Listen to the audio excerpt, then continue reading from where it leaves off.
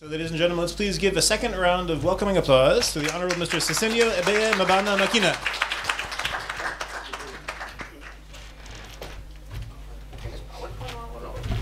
No. Voy con la discusión.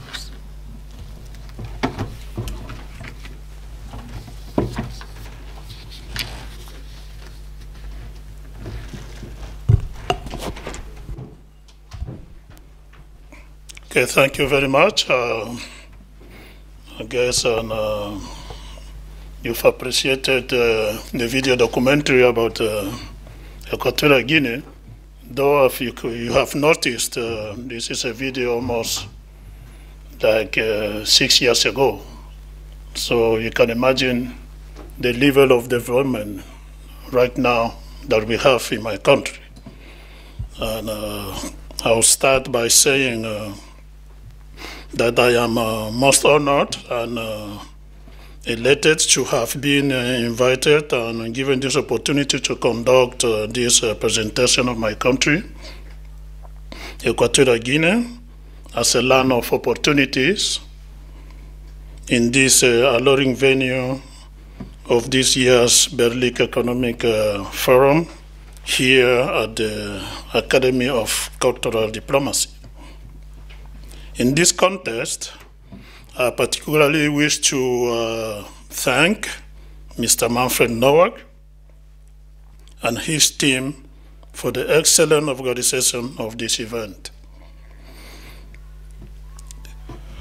Therefore, before I continue with the in-depth account of my expose, let me take a little moment to brief you about the happily friendship existing relations between Germany and Equatorial Guinea,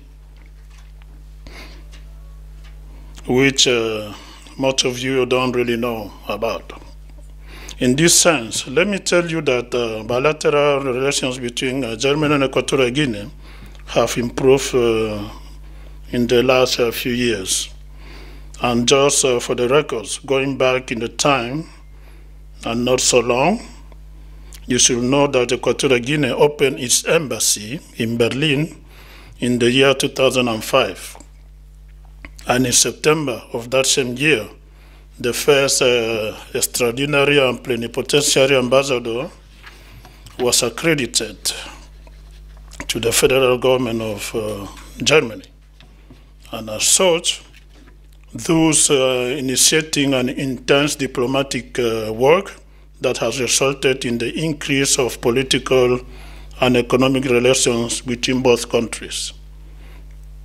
As a result of this work, currently, the Lufthansa Airlines operates several weekly flights from Frankfurt to Malabo, the capital city of Equatorial Guinea. And numerous German companies were welcome to establish in the country. In the year 2009, the person who was then the Minister of Foreign Affairs of Equatorial Guinea, Mr. Pastor Micha Ondobile, held the first ever talks with his counterparts, Mr. Frank Walter Steinmeier, who was then also the German Federal Minister of Foreign Affairs. And also with the president of the Parliamentary Friendship Group of the Bundestag, in charge of relations with Western and Central African countries. In turn, Germany also opened an embassy in Equatorial Guinea in September 2010, an initiative that led the person who was then the Minister of State or the Federal Minister of Foreign Affairs, Ms. Cornelia Piper, to visit Equatorial Guinea in November of that same year, accompanied by a 30-member business delegation. Even though, in spite of all this effort that has been made, the same German embassy was closed recently in July 2001, alleging administrative issues. But currently, there are hardly any cultural relations between Equatorial Guinea and Germany.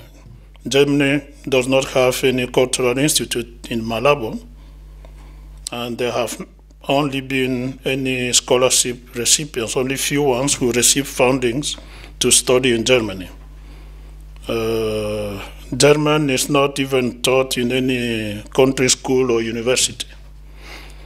However, the first report of German presence in Equatorial Guinea dated back to before the First World War, when many German names stood out in Equatorial Guinean streets, as for example, agriculture companies or factory managers. Names still stand out, though not functioning anymore, such as E.H. Morris, Jansen and Tomalin, B. Hoffman, Casa Woman, that means house woman, Kudeling or W. Loschman. Their factories sold all types of products and services. The plantation owners harvested and exported to Germany coffee, cocoa, rubber, and wood for shipbuilding.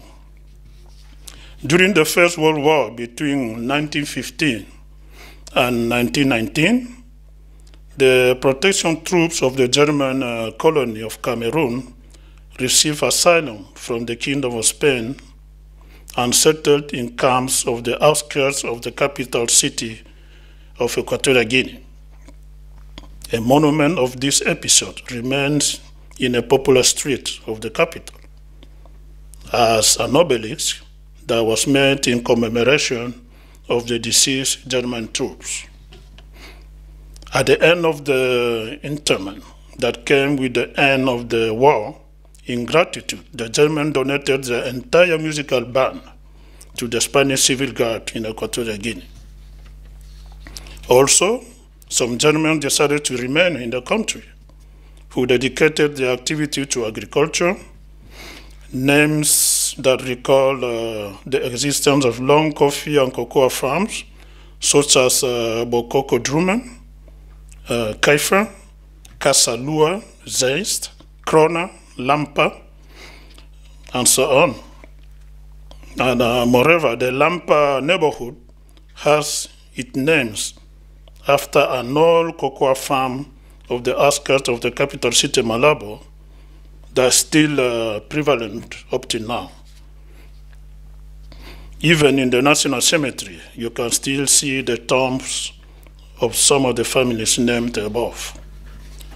The Germans also participated in construction of a railway linking the capital city, now Malabo, to the seaport town of Luba, and were very present in the cultural sports life of Equatorial Guinea. So, bilateral trade relations have been developing in time. They peaked in 2008 as a result of oil exports to Germany. At the same time, German trade with Equatorial Guinea was worth of 36 million euros in the year 2005 and reached 81 million euros in 2014. German exports to Equatorial Guinea reached a value of approximately 19 million euros, and exports from Equatorial Guinea reached around 62 million euros. The main imports from Germany to Equatorial Guinea are beverages like beer, Heineken, so. Then from Equatorial Guinea to Germany, you can identify products like oil and chemicals. The oil boom stage in Equatorial Guinea allowed the government to make a large amount of expenditure on infrastructure in all types of construction projects, a situation that also provided business opportunities for German companies. For example, a German company built an airport in the district town of the mainland territory, as well as another German company contracted shares with one of the most important banks of Equatorial Guinea called the National Bank of Equatorial Guinea. As I said before, the German company Lufthansa opened its flights operating in Malabo since April 2008, and since March 2012, It has operating daily round-trip flights from Frankfurt to Malabo, stopping over in Lagos, Nigeria. Since then, Germany has provided aid for development cooperation until the mid-1990s. Actually, the development of Equatorial Guinea has not been dependent on foreign financing, thanks to the country's income from the oil and natural gas sector.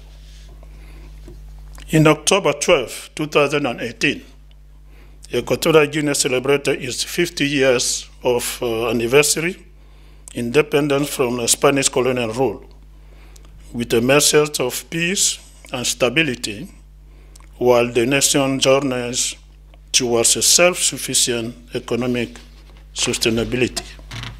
Nowadays, Equatorial Guinea is one of Africa's fastest developing economies since 1995, when the discovery of oil dramatically transformed the nation's destiny under the competent reins of its visionary president, Obiangema Mbana, who has taken the country up to the level of being one of the poorest countries in Africa.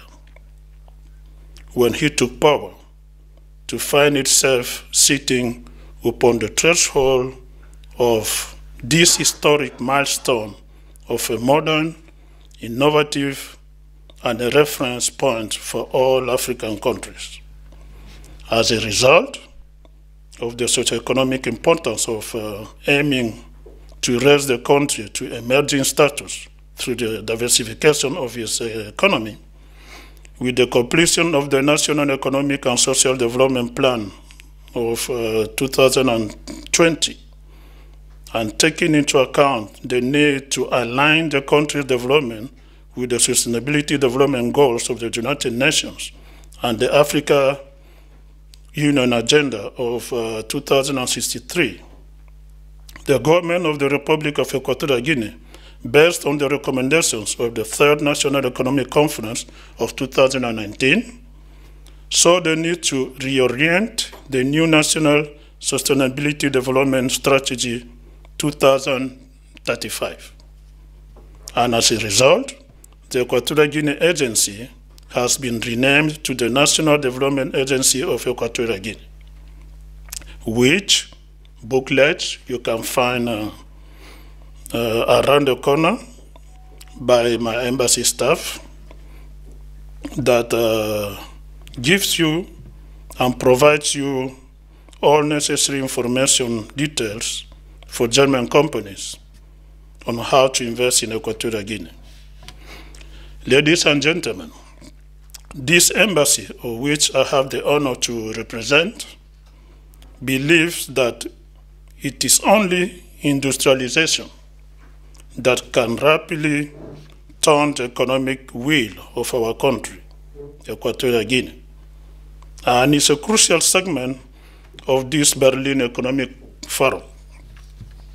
Let me conclude by saying that the government of Equatorial Guinea intends to develop its 5 pillars of economic diversification and investment opportunities for the German private sector to fall in, and which are the blue economy, the digital economy, the tourism economy, the green economy, and the yellow economy, where Equatorial Guinea can benefit on all Equatorial Guineans of the training and the transfer of technology and the know-how of the German expertise. This indeed is our goal, and we intend to pursue it with all the real and available resources. Meanwhile, I urge you to visit Equatorial Guinea next time you are on vacations, so that you can see by yourself the variety of tourist attractions, such as the rainforests, the protected natural parks that represent the 20% of the national territory exquisite nature, the scientific reserve, the white and volcanic blonde sand beaches, several paradise islands, historic Spanish colonial buildings, a rich cultural and artistic heritage, an attractive tropical climate all year long, suitable for the development of the tourist industry and modern conference centers. Thank you very much, and God bless you all.